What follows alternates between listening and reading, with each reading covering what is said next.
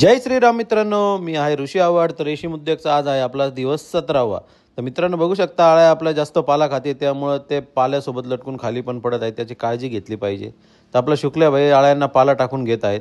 पाल्याची quantity जास्त लागते, त्याच्यामुळे आपले दिवसाचे 3 ते 4 तास पाला आणण्यातच जात आहे. मित्रांनो काळजी करू नका, शेवटचे 3 दिवस फक्त जास्त पाला खाते आळी, कारण तिची साईज ही ग्रोथ होत असते आणि रेशीम तयार व्हायची प्रोसेसमध्ये ती असते. आपली आळी आता उद्या रेशीम सोडणार आहे मित्रांनो, म्हणजेच रेशीम तयार करणार. मी तुम्हाला उद्याच्या ब्लॉगमध्ये ते दाखवलंच. तर रात्री 11 वाजता आपला पाला कमी पडले होते, म्हणून दीपक भाऊ, आकाश भाऊ आणि अमर भाऊ आपल्याला मदतीला आले रात्री 11 वाजता. तर त्यांनी पाला टाकण्याला आपल्याला मदत केली आहे. त्याच्यानंतर त्यांचं थोडं डिस्कशन झालं की पाला कसा टाकायचा, शेड कसं करायचं. पहिल्या दिवशी ते आले होते, आता डायरेक्टली शेवटच्या दिवशी आले.